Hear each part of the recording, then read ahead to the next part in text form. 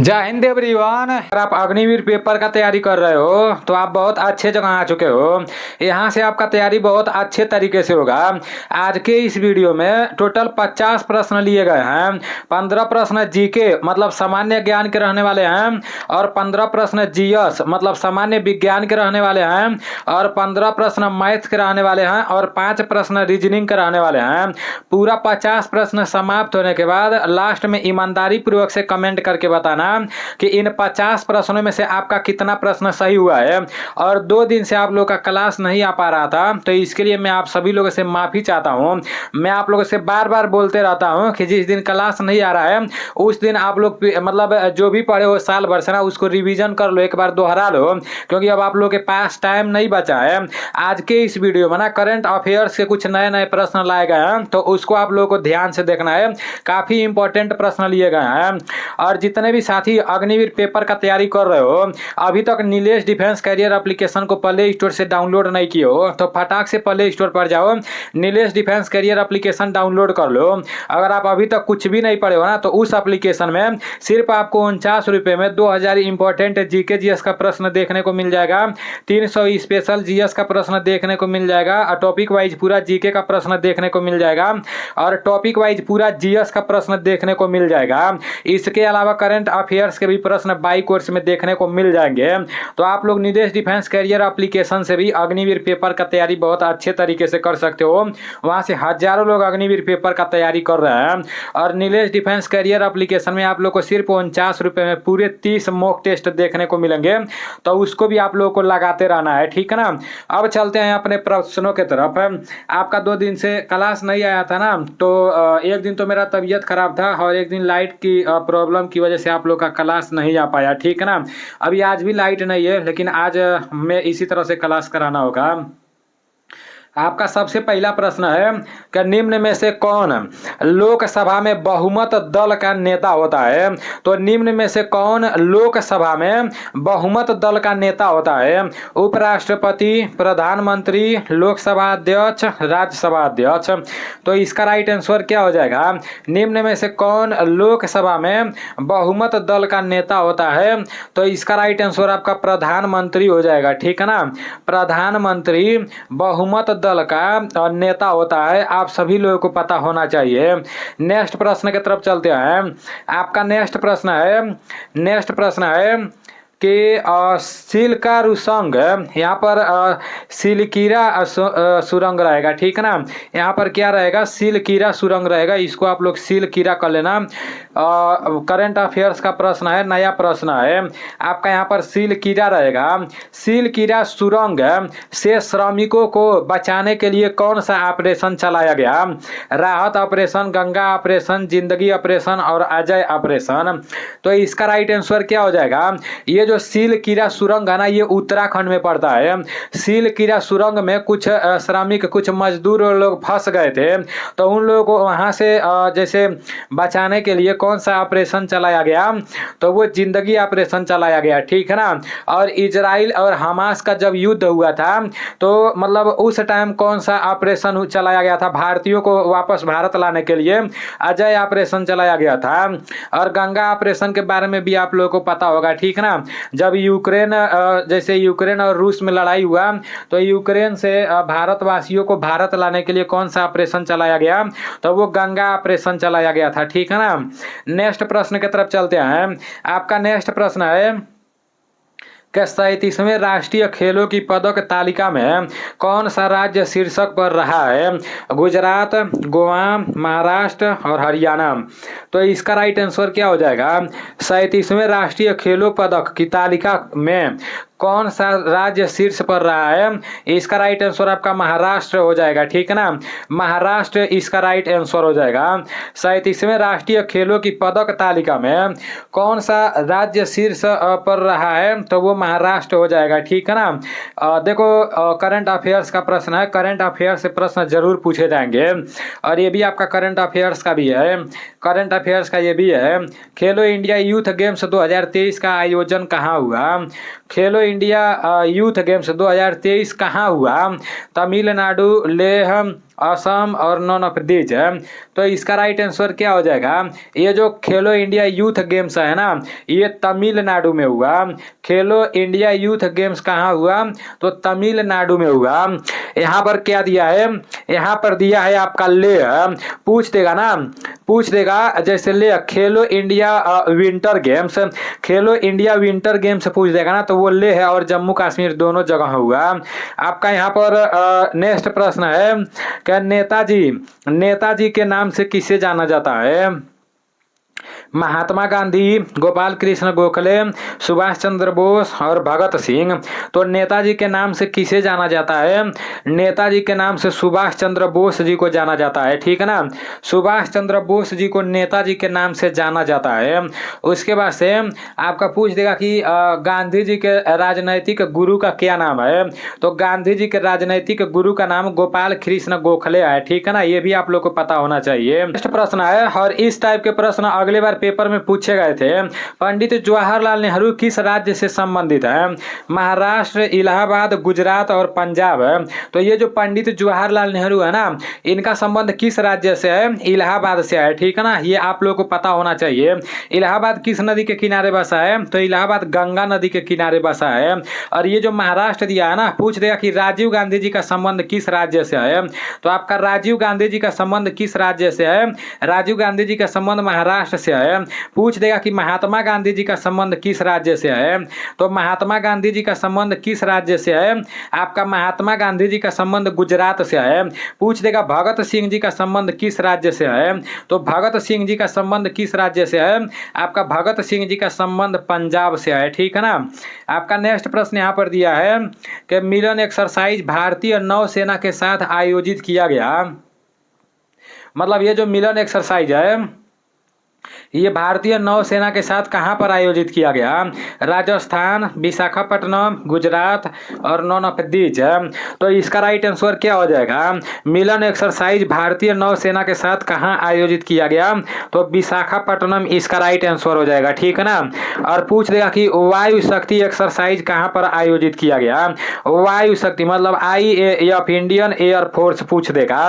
तो ये कहाँ पर आयोजित किया गया? ये राजस्थान में आयोजित किया गया, ठीक है ना। आपका नेक्स्ट प्रश्न है कि मेघालय की राजधानी कहाँ पर है? तो मेघालय की राजधानी कहाँ पर है? आइजोल, शिलांग, अगरतला और रायपुर। तो आपका जो मेघालय है ना, मेघालय का राजधानी आपका शिलांग है। मेघालय का राजधानी कहाँ पर है? तो मेघालय का राजधानी शिलांग है। आइजोल दिया है ना, पूछ देगा कि मिजोरम का राजधानी कहाँ पर है? तो मिजोरम का राजधानी कहाँ पर है? मिजोरम का राजधानी आपका आइजोल है। अगरतला दिया है ना, पूछ देगा त्रिपुरा का राजधानी कहाँ पर है? तो त्रिपुरा का राजधानी अगरतला है। पूछ देगा छत्तीसगढ़ की राजधानी कहाँ पर है? तो छत्तीसगढ़ की राजधानी कहाँ पर है? छत्तीसगढ़ की राजधानी आपका रायपुर है, ठीक है ना। ये आप लोग को पता होना चाहिए। नेक्स्ट प्रश्न की तरफ चलते हैं। आपका नेक्स्ट प्रश्न यहाँ पर दिया है कि सशस्त्र बलों का सर्वोच्च कमांडर कौन होता है? मोस्ट इंपॉर्टेंट प्रश्न है, ठीक है ना। सशस्त्र बलों का सर्वोच्च कमांडर कौन होता है? उच्च न्यायालय का मुख्य न्यायाधीश, लोकसभा अध्यक्ष, भारत का राष्ट्रपति और नॉन ऑफ दीज है। तो इसका राइट आंसर क्या हो जाएगा? सशस्त्र बलों का सर्वोच्च कमांडर जो होता है ना, वो भारत का राष्ट्रपति होता है। सशस्त्र बलों का सर्वोच्च कमांडर भारत का राष्ट्रपति होता है। नेक्स्ट प्रश्न की तरफ चलते हैं। आपका नेक्स्ट प्रश्न है कि भारत में प्रथम रेलगाड़ी किस वर्ष प्रारंभ हुई? 1853, 1872, 1860 और 1840 है। तो इसका राइट आंसर क्या हो जाएगा? भारत में प्रथम रेलगाड़ी किस वर्ष प्रारंभ हुई? तो इसका राइट आंसर 1853 हो जाएगा, ठीक है ना। और ये कहाँ से कहाँ तक चली थी? तो मुंबई से थाने तक, ठीक है ना। ये आप लोग को पता होना चाहिए। मुंबई से थाने तक आप लोग को पता होना चाहिए। भारत में प्रथम रेलगाड़ी चली थी 1853 में। आपका नेक्स्ट प्रश्न है कि कालीबंगा कहाँ स्थित है? हरियाणा, राजस्थान, गुजरात और नॉन ऑफ दीज है। तो ये जो कालीबंगा है ना, ये गुजरात में स्थित है। कालीबंगा गुजरात में स्थित है। और आपका राखीगढ़ी हरियाणा में स्थित है। और आपका यहाँ पर राजस्थान दिया है। पूछ देगा कि कालीबंगा कहाँ पर स्थित है? तो कालीबंगा राजस्थान में स्थित है। आपका नेक्स्ट प्रश्न है कि 2011 की जनगणना में केरल साक्षरता दर कितना था। मतलब 2011 की जनगणना के अनुसार केरल का साक्षरता दर कितना था, 95%, 94%, 92% और 90%। तो इसका राइट आंसर क्या हो जाएगा, 2011 की जनगणना में केरल का साक्षरता दर जो था ना वो कितना था, तो वो 94% था। ठीक है ना। 2011 की जनगणना के अनुसार केरल का साक्षरता दर सबसे अधिक है। आपका नेक्स्ट प्रश्न है कि सैन्य अभ्यास डेजर्ट साइक्लोन 2024 भारत और किस देश के बीच आयोजित किया गया, यूएई, ईरान, इराक और कतर। तो इससे भी मैं आप लोगों को कई बार मिला चुका हूँ। इसका राइट आंसर आपका यूएई हो जाएगा। सैन्य अभ्यास डेजर्ट साइक्लोन भारत और किस देश के बीच आयोजित किया गया, तो भारत और यूएई के बीच। ठीक है ना। आपका नेक्स्ट प्रश्न है कि आरबीआई के वर्तमान में गवर्नर का नाम क्या है, बिमल जालन, Shaktikanta Das, Arjun Munda, none of these. तो इसका राइट आंसर शक्तिकांत दास हो जाएगा। आरबीआई के वर्तमान में गवर्नर का नाम क्या है, तो शक्तिकांत दास जी है। ठीक है ना। आपका नेक्स्ट प्रश्न है और सामान्य ज्ञान का लास्ट प्रश्न है। इसके बाद से मैथ का, इसके बाद से जीएस आएगा, उसके बाद से मैथ वाले सर आएंगे। मैथ वाले सर का क्लास तो मैं पहले से ही रिकॉर्ड करके रख लिया हूँ जो मेरे एप्लीकेशन में प्रैक्टिस सेट है, लेकिन ये वाला अभी मुझे स्क्रीन रिकॉर्डिंग करना पड़ रहा है क्योंकि लाइट नहीं है। ठीक है ना। आपका यहाँ पर प्रश्न दिया है कि भारत रत्न प्राप्त करने वाले प्रथम भारतीय कौन है, खान अब्दुल गफ्फार खान, डॉक्टर सर्वपल्ली राधाकृष्णन, आचार्य विनोबा भावे और नॉन ऑफ दीज। तो इसका right answer doctor Sarvepalli Radhakrishnan हो जाएगा। भारत रत्न प्राप्त करने वाले प्रथम भारतीय कौन है, तो doctor Sarvepalli Radhakrishnan is right answer. आपका सामान्य विज्ञान का पहला प्रश्न है, भोजन का कौन सा स्रोत सुरक्षा प्रदान करता है, तो भोजन का कौन सा स्रोत सुरक्षा प्रदान करता है, विटामिन, कार्बोहाइड्रेट, प्रोटीन और नॉन ऑफ दीज। तो इसका राइट आंसर क्या हो जाएगा, भोजन का कौन सा स्रोत सुरक्षा प्रदान करता है, इसका राइट आंसर आपका विटामिन हो जाएगा। ठीक है ना। भोजन का कौन सा स्रोत सुरक्षा प्रदान करता है, तो विटामिन आपका राइट आंसर हो जाएगा। नेक्स्ट प्रश्न की तरफ चलते हैं। आपका नेक्स्ट प्रश्न यहाँ पर दिया है कि क्रीम रंग की ग्रंथि कौन सी ग्रंथि होती है, अमाशय, पीयूष, अग्नाशय और लीवर है। तो इसका राइट आंसर क्या हो जाएगा, क्रीम रंग की ग्रंथि कौन सी ग्रंथि होती है, तो जो क्रीम रंग की ग्रंथि होती है ना वो अग्नाशय ग्रंथि होती है। क्रीम रंग की ग्रंथि कौन सी ग्रंथि होती है, तो अग्नाशय ग्रंथि होती है। नेक्स्ट प्रश्न की तरफ चलते हैं। आपका नेक्स्ट प्रश्न दिया है कि संतुलित भोजन में ऊर्जा की मात्रा होती है, संतुलित भोजन में ऊर्जा की मात्रा कितना होता है, 1000 कैलोरी, 1500 कैलोरी, 3000 कैलोरी और 2000 कैलोरी। तो इसका राइट आंसर क्या हो जाएगा, संतुलित भोजन में ऊर्जा की मात्रा कितना होता है, इसका राइट आंसर आपका 3000 कैलोरी हो जाएगा। ठीक है ना।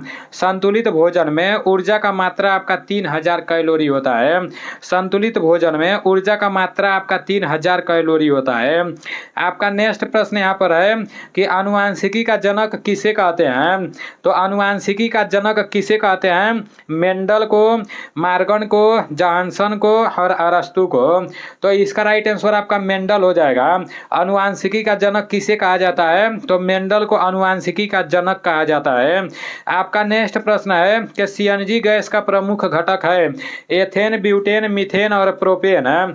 इसका राइट आंसर क्या हो जाएगा, सीएनजी का प्रमुख घटक कौन सा है, तो इसका राइट आंसर CH4 मतलब मेथेन हो जाएगा। ठीक है ना।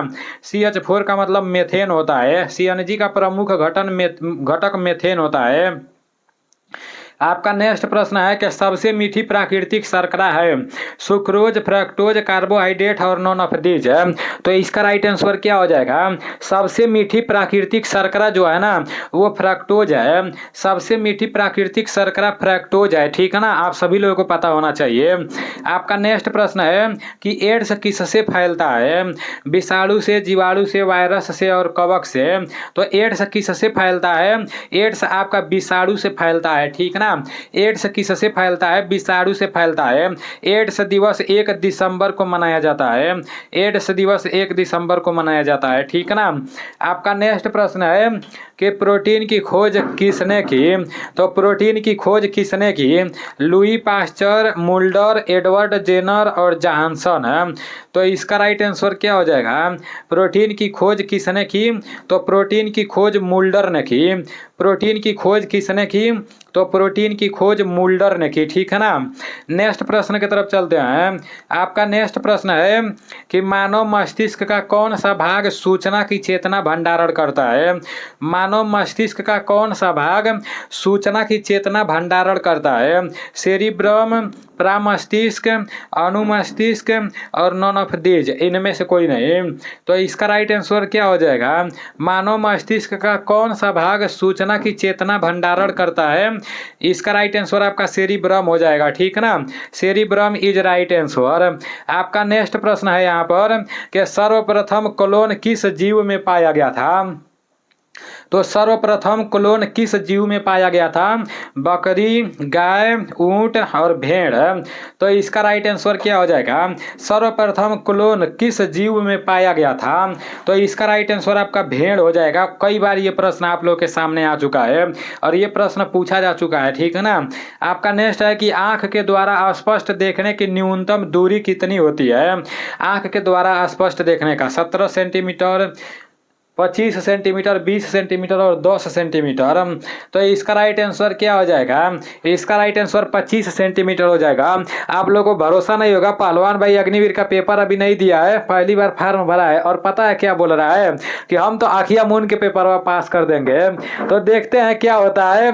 मतलब इतना पढ़ाई कर रहा है, एकदम दिन रात खाली पढ़ाई कर रहा है, खाली पढ़ाई कर रहा है। तो उसी तरह से आप लोग भी पढ़ो, ठीक है ना। पहलवान भाई एकदम 100% पेपर निकाल देगा और ये मैं अपने मुंह से नहीं बोल रहा हूँ, खुद मैं पहलवान भाई का जुनून देख देख कर बोल रहा हूँ, ठीक है ना। तो आप लोग पहलवान भाई का रिजल्ट देखने के लिए तैयार रहना है। रौनक भाई का भले से निकले या ना निकले, वो भी तैयारी कर रहा है, लेकिन पहलवान भाई का तो 100% निकलेगा, ठीक है ना। आपका नेक्स्ट है कि गति के नियमों का प्रतिपादन किसने किया? न्यूटन, अरस्तु, फैराडे और आइंस्टीन। तो इसका राइट आंसर क्या हो जाएगा? गति के नियमों का प्रतिपादन किसने किया? इसका राइट आंसर आपका न्यूटन हो जाएगा, ठीक है ना। गति के नियमों का प्रतिपादन न्यूटन ने किया। आपका नेक्स्ट प्रश्न है कि धातुओं में ऊष्मा का संचरण किस विधि से होता है? चालन विधि से, संवहन विधि से, विकिरण विधि से और उपरोक्त सभी से। तो इसका राइट आंसर क्या हो जाएगा? इसका राइट आंसर चालन विधि से हो जाएगा, ठीक है ना। धातुओं में ऊष्मा का संचरण किस विधि से होता है? तो चालन विधि से होता है। आपका नेक्स्ट प्रश्न है कि अम्लीय वर्षा के लिए जिम्मेवार प्रमुख गैस कौन है? SO2, NO2, N2O और CO। तो इसका राइट आंसर आपका SO2 हो जाएगा। अम्लीय वर्षा के लिए जिम्मेवार प्रमुख गैस SO2 है, ठीक है ना। नेक्स्ट प्रश्न है और सामान्य विज्ञान का भी लास्ट प्रश्न है। ये जो पढ़ा रहा हूँ ना पहलवान भाई, तो अखिया मून के चारों ऑप्शनों के बारे में याद कर लिया है। देखते हैं पेपरवा नहीं निकलेगा तो उसको बताएंगे। टुकुर टुकुर हमारा बतिया सुन रहा है। पृथ्वी पर सर्वाधिक पाई जाने वाली वह धातु है ऑक्सीजन, नाइट्रोजन, हाइड्रोजन और सल्फर है। तो इसका राइट आंसर ऑक्सीजन हो जाएगा, ठीक है ना। अभी आप लोगों के 30 प्रश्न समाप्त हो चुके हैं। मैथ वाले सर आ रहे हैं, उसके बाद से फिर मैं रीजनिंग का क्लास कराऊंगा। जय हिंद भाइयों, मैं शिवम कुमार निषाद, नीले डिफेंस करियर में आप लोगों का स्वागत है। अभी जीके जीएस का आप लोगों ने 15 क्वेश्चन पढ़ लिया है। अब 15 क्वेश्चन मैथ का हम लोग पढ़ेंगे। टेस्ट सीरीज नंबर 26 है ये, ठीक है। जिसपे का पहला क्वेश्चन यही है कि A अनुपात B इजिकल टू 5:9 तथा B अनुपात C इजिकल टू 6:11, तो A अनुपात B अनुपात C ज्ञात कीजिए। देखिए जो पहले दिया है वह हम लिख लेंगे। हमसे क्या पूछ रहा है? A अनुपात B अनुपात C पूछ रहा है, तो हम क्या करेंगे? A अनुपात B अनुपात C नोट कर लेंगे। A अनुपात B अनुपात C हमने नोट कर लिया। A अनुपात B अनुपात C नोट कर लिया। अब देखिए दिया क्या है, मान दिया है A अनुपात B। A अनुपात B क्या दिया है? 5:9। तो यहाँ लिख दिए 5:9। जो दिया है A अनुपात B दिया तो A अनुपात B लिख दिया। अब आगे देखिए क्या दिया है? B अनुपात C 6:11। तो B का मान क्या दिया है? 6 दिया है और C का अनुपात कितना दिया है 11 दिया है, तो 11 हम लिख लिए। ठीक, अब क्या करेंगे यहाँ पे खींच लेंगे चिन्ह। अब हम देखेंगे जिसके बगल में जो जगह खाली है वही अंक भरेंगे। क्या है 9 के बगल में खाली है तो यहाँ 9 हम भर दिए, और यहाँ बाबू 6 के बगल में खाली है तो हम क्या करें 6 भर दिए। अब एक गलती आप लोग मत कीजिएगा, 5 के नीचे खाली तो 5 भर देंगे, ऐसा नहीं करेंगे। हम बगल में देखेंगे, यहाँ देखिए 9 के बगल में खाली था तो 9 भर दिए हैं, देखिए यही भरे हैं, ये खाली स्थान था ये भर दिए हैं, और यहाँ 6 भर दिए हैं, हो गया। अब अनुपात पूछ रहा है तो हम इसका इसमें गुणा कर दिए, तो 5 6 क्या हो गया 30, तो यह 30 हो गया। अनुपात है तो अनुपात 9 6 क्या हो गया 54, तो यह 54 हो गया अनुपात, और 11 9 क्या हो गया 99, यह तीनों अनुपात हो गया। अब हम देखेंगे ऑप्शन में मिल रहा है कि नहीं, अगर नहीं मिलेगा तो फिर इसमें क्या करेंगे भाग कर देंगे। तो पहले देखिए 10 18 33 मिल नहीं रहा है कोई भी, तो हम क्या करेंगे इसमें भाग कर देंगे। अब किससे भाग करें कि सभी संख्या क्या हो कट जाए, तो यदि हम 3 से करें तो क्या हो गया 3 दाम में 30, और इसको 3 से करें तो 3 1 9 3। अब देखिए 5 है ना, तो 2 बचा तो उसे दिया करना हो गया 24, तो 8 त्रिके 24 अनुपात, और यहाँ 3 त्रिके 9 3 त्रिके 9। अभी भी देख रहे हैं नहीं मिल रहा है, फिर क्या किए 2 से कर दिए, मिल तो रहा है यहाँ। अगर नहीं मिलता है तो फिर अभी देखिए 2 से फिर भाग देकर चेक करते हैं, लेकिन पहला नंबर मिल रहा है तो पहला ही हमारा क्या हो जाएगा आंसर हो जाएगा। क्लियर है, आगे देखिए क्वेश्चन देखिए, कह रहा है जब एक वस्तु को 221 में बेच दी जाती है, बेचा जा रहा है, तो बेचने वाले को क्या कहते हैं विक्रय मूल्य कहते हैं। क्या कहते हैं विक्रय मूल्य। विक्रय मूल्य कितना दिया है, विक्रय मूल्य दिया है 221, तो 221 लिख दिए। बेच दी जाती है तो 15% की हानि होती है। हानि कितनी की हो रही है, हानि इज इक्वल टू 15%। 15% की क्या हो जा रही है हानि हो जा रही है, ये हो गया 15% की हानि प्राप्त होती है। तो वस्तु का क्रय मूल्य ज्ञात कीजिए। हमसे क्या पूछ रहा है क्रय मूल्य पूछ रहा है, तो क्रय मूल्य बराबर होता है क्रय मूल्य इज इक्वल टू क्रय मूल्य इज इक्वल टू विक्रय मूल्य, विक्रय मूल्य into 100 upon 100 minus R. R क्या है दर है, यदि हानि रहेगा तो माइनस होगा और लाभ होगा तो क्या होगा प्लस होगा। तो यहाँ हानि हो रही है तो हानि को हम क्या कर दिए माइनस कर दिए। अब देखिए विक्रय मूल्य कितना है, विक्रय मूल्य हमारा दिया है 221, 100 अपान 100 में से क्या करेंगे 100 और आर का मान 15 है तो 15, 100 में से आर घट गया तो 221 गुणे 100 अपान 85। अब इसमें भाग हम देंगे तो कितना बार जाएगा 2.6 गुणे 100, और इसका गुणा हम कर देंगे तो क्या हो जाएगा 260 हो जाएगा। क्या हो जाएगा 260, और ऑप्शन नंबर क्या मिल रहा है बी हमें मिल रहा है। क्लियर है, आगे देखिए कह रहा है 40 के वर्ग के, 40 के वर्ग, वर्ग कहने का मतलब यह है 40 का वर्ग करें तो 40 का हम स्क्वायर कर दिए। 40 के वर्ग के 40%, 40% का मतलब भी क्या होता है गुणा का चौथाई भाग, मतलब 1/4 भाग ज्ञात करना है। यह कितना होगा यही हमें बताना है। 40 का वर्ग है तो इसको 40 गुणे 40 दो बार लिख सकते हैं, लिख दिए। 40 है तो 40% मतलब बट्टे 100 हो गया, और गुणे 1 बट्टे क्या हो गया 4 हो गया। अब यहाँ पर देखिए 1 0 तो 1 0 यह 1 0 से 1 0 यह कट गया, और 4 से यह 4 कट गया। 4 का गुणा 4 में किया तो 4 चौको 16, और 1 0 है तो 1 0 160, और ऑप्शन में हमारा कौन सा मिल रहा है ऑप्शन नंबर सी मिल रहा है कि 160 हो गया। क्लियर है, आगे देखिए कह रहा है सबसे बड़ी 5 अंकों की संख्या, सबसे बड़ी क्या कह रहा है 5 अंकों की संख्या, और सबसे छोटी 4 अंकों की संख्या के बीच का अंतर।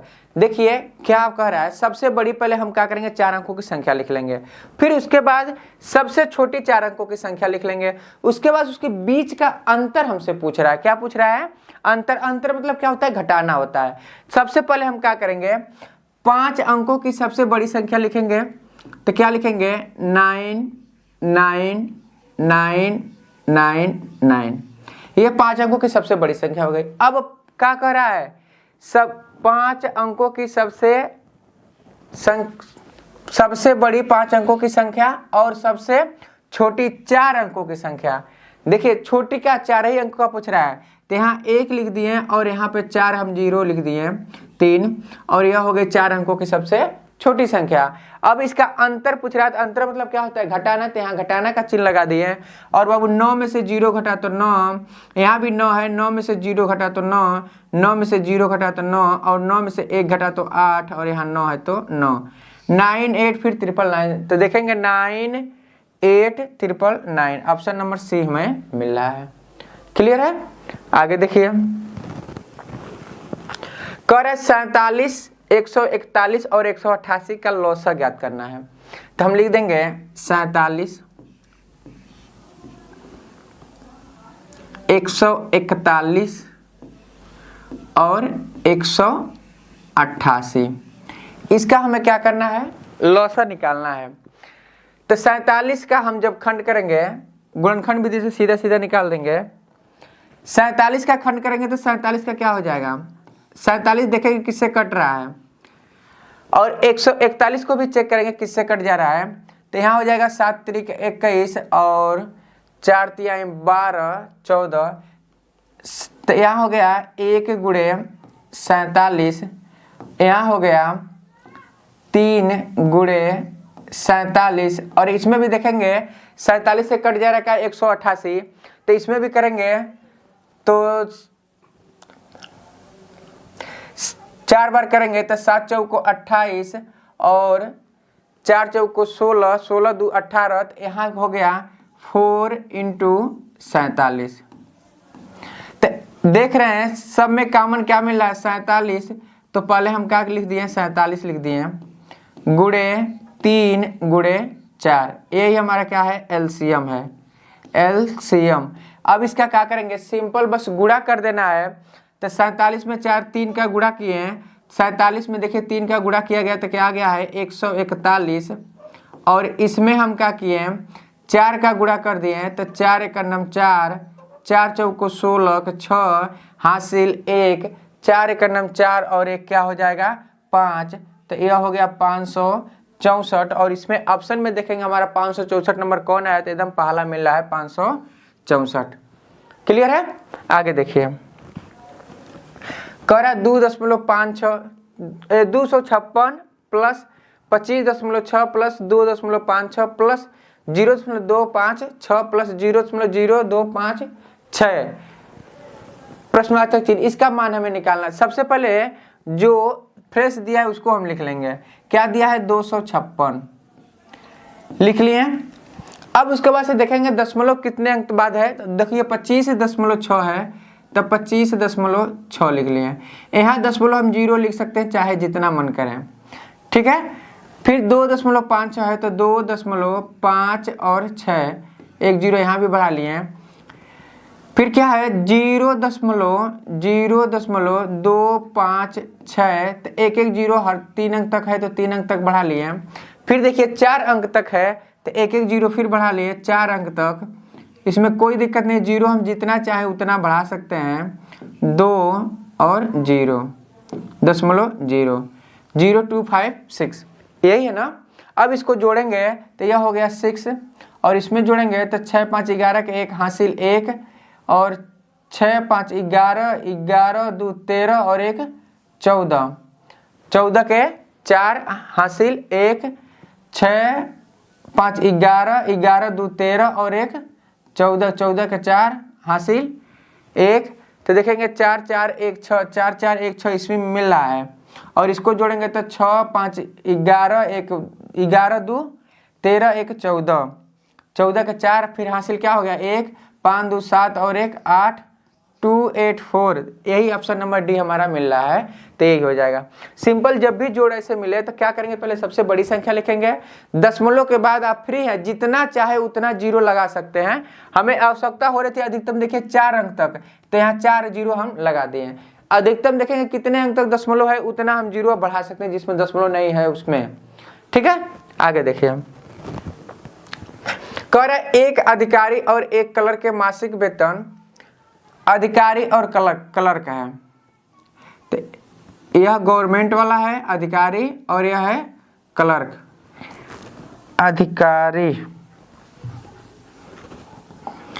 यह अधिकारी है, अधिकारी, और यह क्या कौन सा है, क्लर्क का अनुपात दिया है,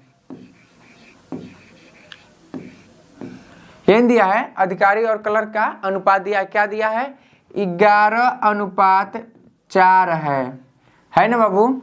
उसके बाद से कह रहा है यदि अधिकारी के मासिक वेतन में 7,000 वृद्धि कर दी गई, इसमें 7,000 क्या कर वृद्धि होगा तो प्लस होगा, 7,000 वृद्धि कर दी गई, तो क्लर्क के वेतन में 3,000 की वृद्धि हो गई और इसके भी वेतन में क्या हो गई, 3,000 की वृद्धि हो गई, तो अनुपात 19:7 हो जा रहा है। 19 अनुपात क्या हो जा रहा है, 7 हो जा रहा है। तो अधिकारी की प्रारंभिक वेतन ज्ञात कीजिए। प्रारंभिक वेतन कितना है, 11 है। कह रहे वृद्धि से पहले अनुपात दिया है, लेकिन हमें प्रारंभिक वेतन हमें निकालना है। तो निकालने के लिए क्या करेंगे, इसका इसमें गुणा कर देंगे। देखिए इसका इसमें कर दिए और माइनस इसका इसमें कर दिए, तो 11 × 77, 19 चौको 76 इक्वल टू, अब इसका इसमें करेंगे तो 7 × 49 हो जाएगा और 19 दूना क्या हो जाएगा, 38 हो जाएगा। 7 × 49, 7 का 7 में किए तो 49 हो गया है। अब इसका देखिए यहाँ से इसका इसमें कर दिए, इसका इसमें कर दिए, तो 7 × 49 और 3 जीरो है तो 3 जीरो, माइनस इसका किए तो 19 दूना 19 × 57, तो यह हो गया 57 और 3 जीरो है तो 3 जीरो। और यहाँ रूल यह है कि पहले इसका इसमें करते हैं फिर इसका इसमें करते हैं, तो यह प्लस हो जाएगा और यह क्या हो जाएगा, माइनस हो जाएगा। यह हमारा क्या निकलेगा, रेशियो निकलेगा, अनुपात निकलेगा। 77 में से 76 घटे 1 अनुपात, आर मतलब क्या है, ratio, 1 ratio is equal to, अब यहाँ से घटाएंगे तो क्या करेंगे, 3 जीरो, यहाँ भी 3 जीरो, 3 जीरो में से 3 जीरो घटा तो 3 जीरो, और 7 में से यहाँ घटाएंगे 7, 7 में से 9 घटेगा तो यहाँ हो जाएगा 17, 17 में से 9 घटा तो क्या बचा, 8 बचा, और यहाँ 5 में से घट गया तो सीधे 1 रेशियो बराबर क्या हो गया हमारा, 8,000 हो गया।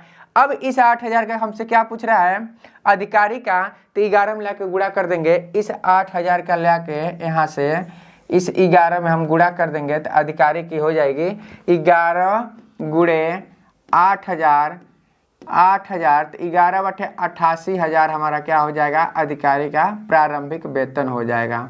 और ऑप्शन नंबर हमारे एकदम पहला मिल रहा है। क्लियर है, आगे देखिए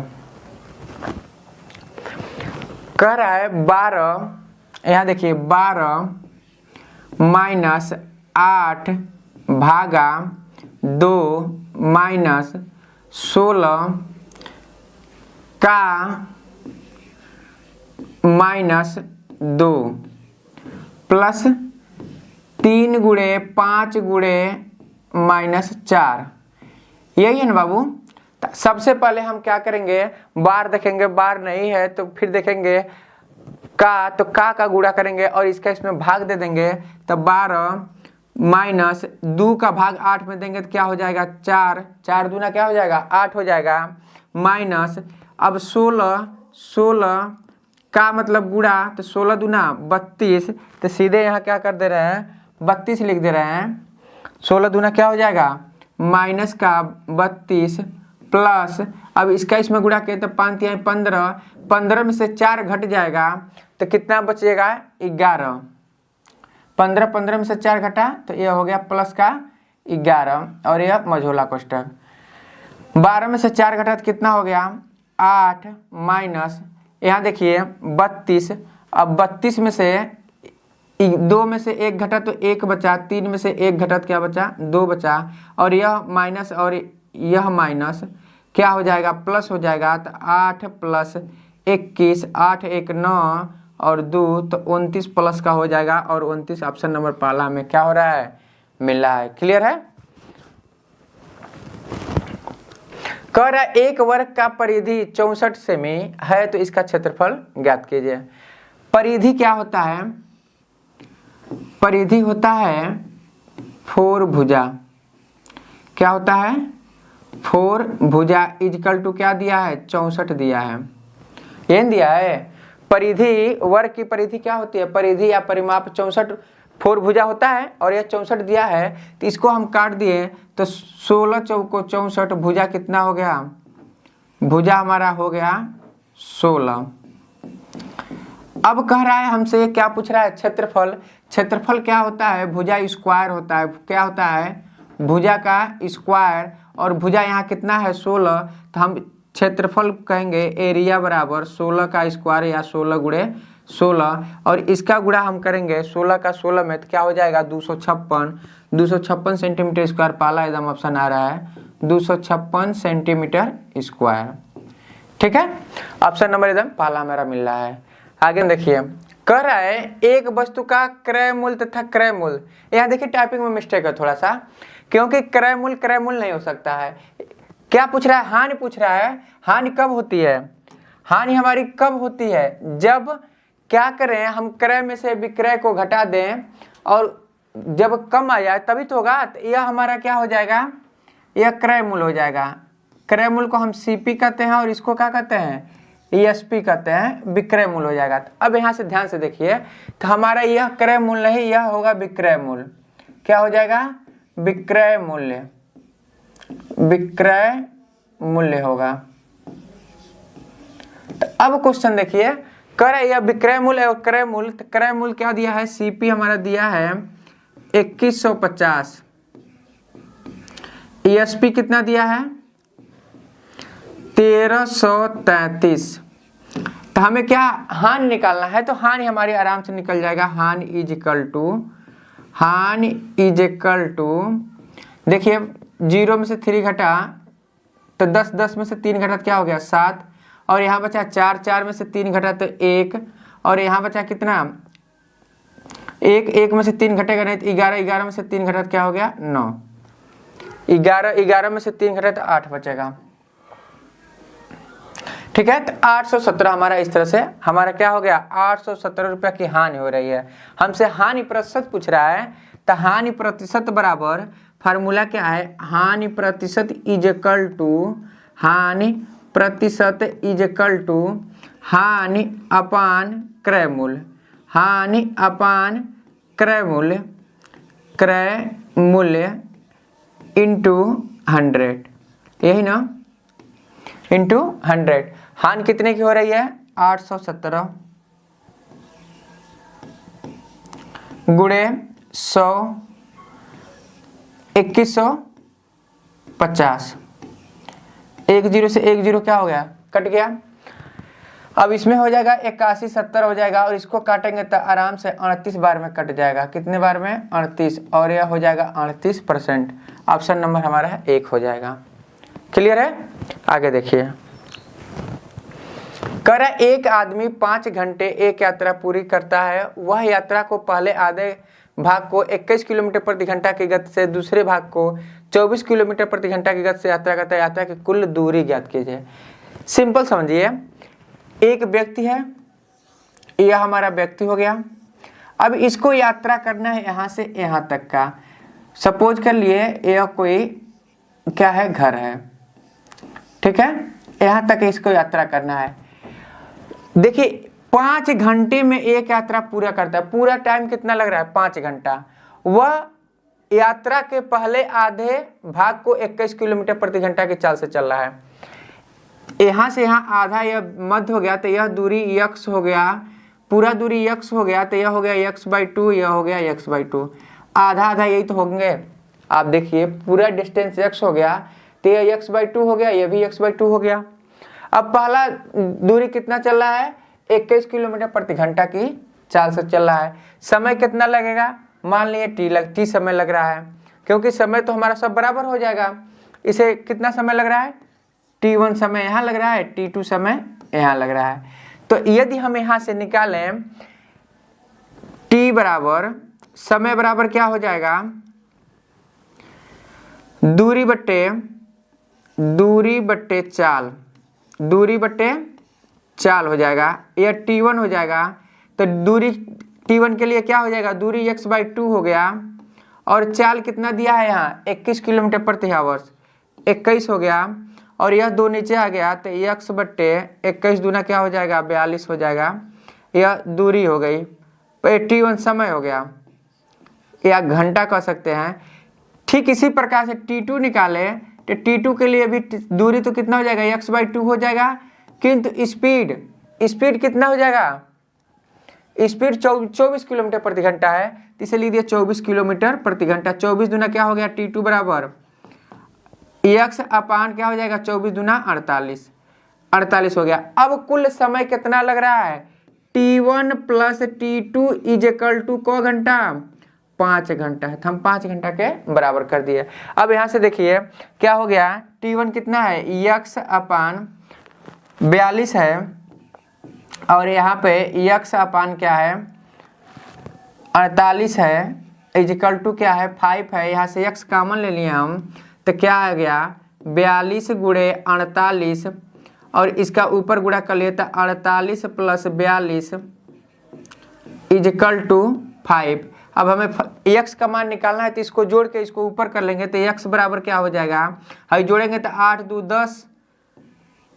2 10 और 6 4 4 8 1 9 90 हो गया। 90 बट्टे 42 गुणे 48 है गुणे है 42 गुणे 48 बराबर 5। अब इसको क्या करेंगे ऊपर भेज देंगे और 90 को क्या कर देंगे नीचे भेज देंगे, तो यहाँ से हो जाएगा x is equal to 5 into 42 into 48 बट्टे क्या हो जाएगा 90। ये हमारा सवाल हो जाएगा। अब यहाँ से काट दिए तो कितना हो जाएगा 9 × 9 4 40 5 × 40 18। अब इसको काट दिए तो 5 × 9 5 40 8 5 40 सही है।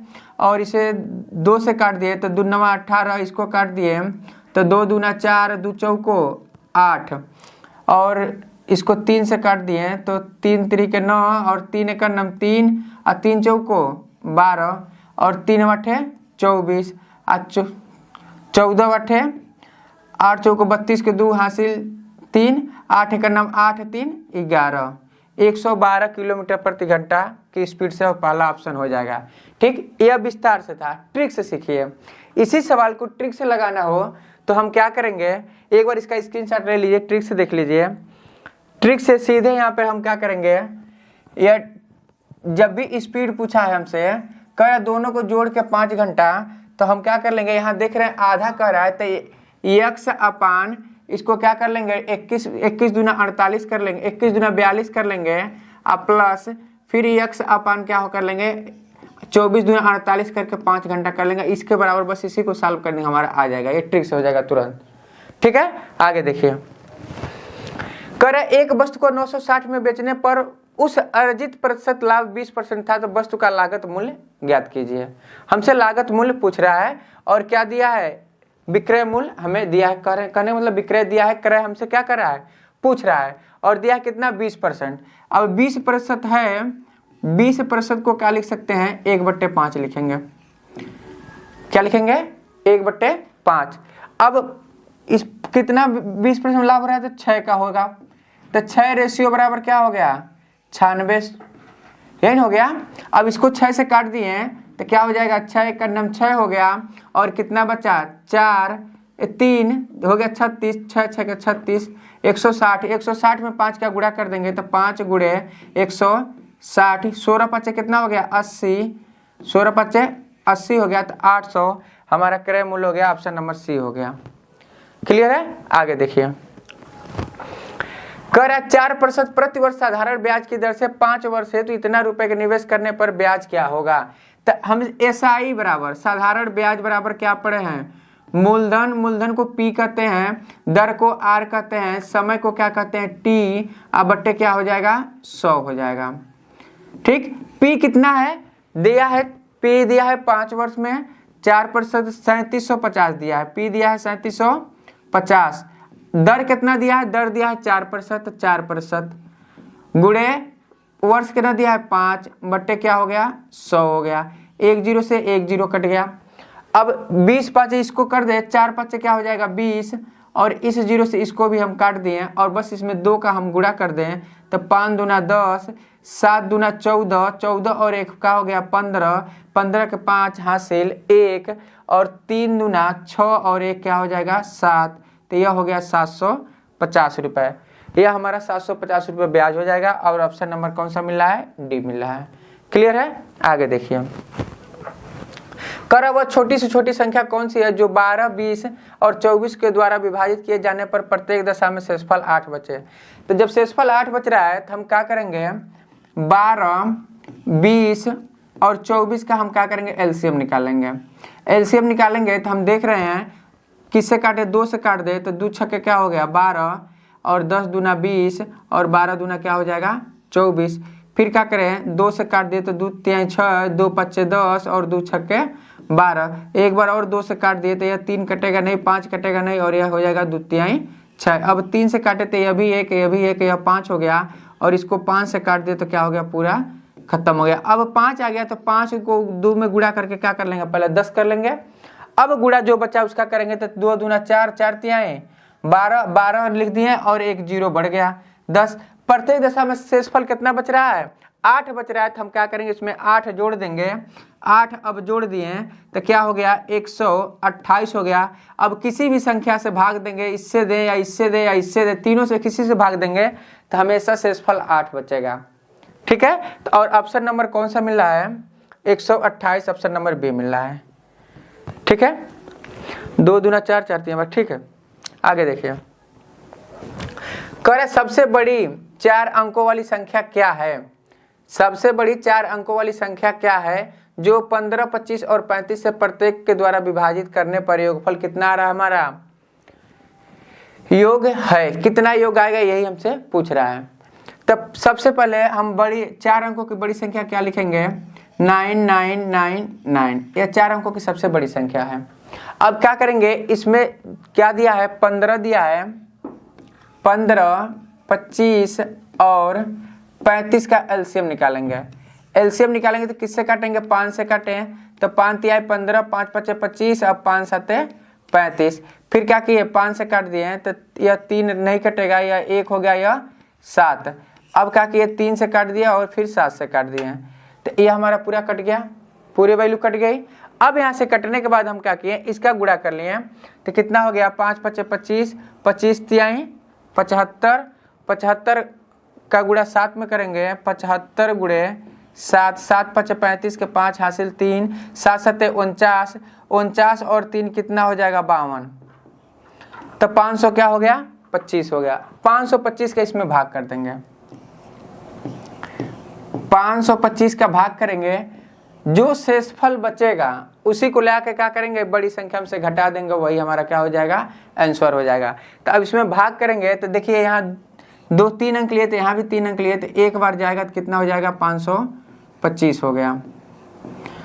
9 में से 5 घटा कितना बचा 4, वहाँ भी 9 है, 9 में से 2 घटा कितना बचा 7, 9 में से 5 घटा कितना बचा 4, और कितना 1 अंक उतार लिए।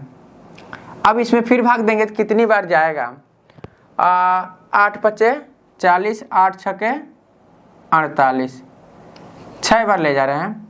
6 5 30 के जो 0, 5 5 25, 5 6 30, 5 7 35, 5 8 40, 8 बार ले जा रहे हैं। एक तो है ये है,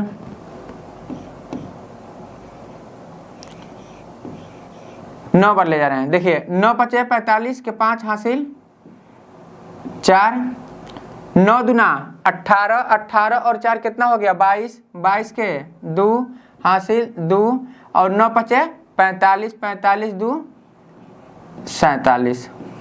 तो 9 में से 5 घटा तो कितना बचा 4, और 4 में से 2 घटा तो 2, यह शेषफल है। तो बड़ी संख्या पूछ रहा है, तो बड़ी संख्या कितनी है 9999, और इसमें से शेषफल को घटा दिए 24 को। तो 9 में से 4 घटा तो कितना बचा 5, और 9 में से 2 घटा तो 7, और 9 9 9975 पहला नंबर ऑप्शन मिल रहा है। तो इस तरह से सबसे हमारे 4 अंकों की सबसे बड़ी संख्या क्या होगी जो इतना से विभाजित करेगा। सबसे पहले क्या करेंगे, दी हुई संख्याओं का हम एलसीएम निकालेंगे, एलसीएम निकाल के उसका भाग कर देंगे, जो शेषफल बचेगा क्या करेंगे बड़ी संख्या में से घटा देंगे, तो वही हमारा आंसर हो जाएगा। तो इस तरह से आप लोगों का 15 क्वेश्चन मैथ का समाप्त हो गया। अब 5 क्वेश्चन रीजनिंग का जो आएंगे नीलेश सर पढ़ाएंगे। तब तक के लिए जय हिंद भाइयों, वंदे मातरम। आप लोगों के 15 प्रश्न जीके के समाप्त हो चुके हैं, 15 प्रश्न जीएस के समाप्त हो चुके हैं, 15 प्रश्न मैथ के समाप्त हो चुके हैं। अब चलते हैं रीजनिंग की तरफ। आपका रीजनिंग का पहला प्रश्न और यहाँ 46वां प्रश्न है कि 5 26 तो 8 किया। मेरे भाई साफ साफ दिख रहा है 5 का अगर स्क्वायर करोगे ना तो वो 25 हो जाएगा, और 25 में 1 जोड़ दोगे ना तो वो 26 हो जाएगा। सेम उसी तरह से 8 का स्क्वायर करोगे ना तो 64 हो जाएगा, और 64 में 1 जोड़ दोगे ना तो ये 65 हो जाएगा। उसके बाद से आपका नेक्स्ट प्रश्न की तरफ चलते हैं। 65 उसका राइट आंसर हो जाएगा। आपका नेक्स्ट प्रश्न है श्रृंखला में अगली संख्या ज्ञात करो। 9 दिया है, 18 दिया है, 54 दिया है। तो 9 का गुणा 2 में करोगे ना तो 9 दूना 18 हो जाएगा, ठीक ना। उसी तरह से 18 का गुणा 3 में करोगे ना तो 18 तिया 54 हो जाएगा। उसी तरह से 54 का गुणा जब 54 का गुणा 4 में कर देते हैं, क्योंकि ऊपर 2 में किया है 3 में किया है, तो 54 का गुणा 4 में कर देते हैं। जब 54 का गुणा 4 में करोगे तो क्या आएगा देख लेते हैं, ठीक ना। 54 का गुणा किस में करेंगे 4 में करेंगे, ठीक ना। तो 4 चौको 16 का 6 हासिल है, 4 5 20 1 21 है, तो आपका 216 यहाँ पर आ जाएगा, ठीक ना। सेम उसी तरह से अब आगे 5 बार गुणा करेंगे, और किस में करेंगे 216 में, तो 1080 आएगा। फिर 1080 में 6 बार गुणा करेंगे, ठीक ना। 1080 में कितने बार गुणा करेंगे 6 बार गुणा करेंगे, तो आपका 0 हो गया। 8 छके 48 के 8 हासिल बचल 4, और 0 और 4 को हासिलवा, मतलब भाई 6 का भाग देंगे 0 में तो 0 हो जाएगा, 4 को हासिलवा यहाँ उतरा जाएगा। उसके बाद से आपका 6 का नम 6 हो जाएगा, तो 6480 इसका राइट आंसर हो जाएगा, ठीक है ना। आपका नेक्स्ट प्रश्न यहाँ पर दिया है, अच्छा प्रश्न है। यदि इतना इतना इतना हो तो यक्ष का मान क्या होगा। मेरे भाई ये तो सबसे सिंपल है, बीच वाले का बीच वाले से गुणा और किनारे वाले का किनारे वाले से गुणा। सबसे पहले बीच वाले का गुणा करते हैं, 5 गुणे 9 हो जाएगा, फिर बराबर कर देना है, फिर 2 गुणे यक्ष हो जाएगा, ठीक है ना। 2 गुणे यक्ष हो जाएगा, तो 2 गुणे यहाँ पर यक्ष कर देते हैं। अब क्या करना है, अब देखो क्या करना है, ये जो 2 है ना, ये 9 5 45 आपका हो जाएगा। क्या हो जाएगा, इधर गुणा कर लो, 9 5 45 आपका हो जाएगा। उसके बाद से इधर आपका 2x बचा हुआ है, तो ये जो 2 है ना, 2 को इधर हम लोग ला देते हैं। जब 2 को हम लोग इधर लाएंगे तो 2 से 45 कितने बार में कटेगा, 2 दूना 4, 2 दूना 4, 2 5 10 है, तो 22.5 बार में कट जाएगा। आप लोग देख लेना, ठीक है ना। 45 को आप लोग 2 से काट कर देख लेना, 22.5 बार में कट जाएगा। आपका नेक्स्ट प्रश्न क्या दिया है, नेक्स्ट प्रश्न दिया है, देखो ऐसा प्रश्न मैं आप लोगों को कई बार कराया हूँ। यदि एक इतना अंक का कूट भाषा इतना है और इतना का कूट भाषा इतना है, तो फिर इतना का कूट भाषा क्या होगा। तो ये जो इतना का कूट भाषा इतना दिया है ना, यहाँ पर ई का 5 लिखा गया है, यस का 1 लिखा गया है, फिर यहाँ छोड़ दिया स्टार दिया है, मतलब सी का स्टार दिया है। उसके बाद से एक आपका क्या दिया है 7 दिया है, पी का आपका 0 दिया है, ई का आपका 5 दिया है। सेम उसी तरह से इसमें भी आपका ई का देखो 5 दिया है। तो इसमें कुछ नहीं करना है, जितना भी अंक यहाँ पर दिया है ना, जैसे यहाँ पर यस है तो यहाँ पर यस का कोड 1 दिया है ना, तो यहाँ पर सबसे पहले यस है तो यहाँ पर 1 हम लोग को लिख देना है। उसी तरह से यहाँ यू है तो यू का कोड कितना है, यू का कोड देखो कितना है, यहाँ भी यू है, तो दूसरा अंक पर यू आपका 9 है, ठीक है ना। उसी तरह से यहाँ एन है तो एन का कोड कितना है, आपका एन यहाँ पर है चौथा नंबर पर, ठीक है ना। तो चौथा नंबर पर एन का कोड आपका है 6।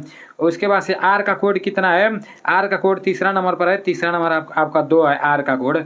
फिर आई का कोड कितना है, आई का कोड आपका कितना है, आई का कोड यहाँ पर आप लोगों को देख लेना है, ठीक है ना। 1 2 3 4 5 नंबर पर है, तो 1 2 3 4 5 नंबर पर 4 हो गया। तो ऐसे आप लोगों को देख लेना है, सबका कोड देख लेना है, ठीक है ना, क्योंकि इसमें बहुत ज़्यादा लीता पोता हो जा रहा है तो आप लोग भी कन्फ्यूजन में पड़ जा रहे होंगे। और ये प्रश्न मैं आप लोग के हवाले छोड़ रहा हूँ, एकदम आसान है, कोडिंग डिकोडिंग वाला है, ठीक है ना। तो इसका आंसर आप लोग देना। अभी आप लोग के 50 प्रश्न समाप्त हो चुके हैं, तो मिलते हैं अगले वीडियो में। जय हिंद, वंदे मातरम, इंकलाब जिंदाबाद।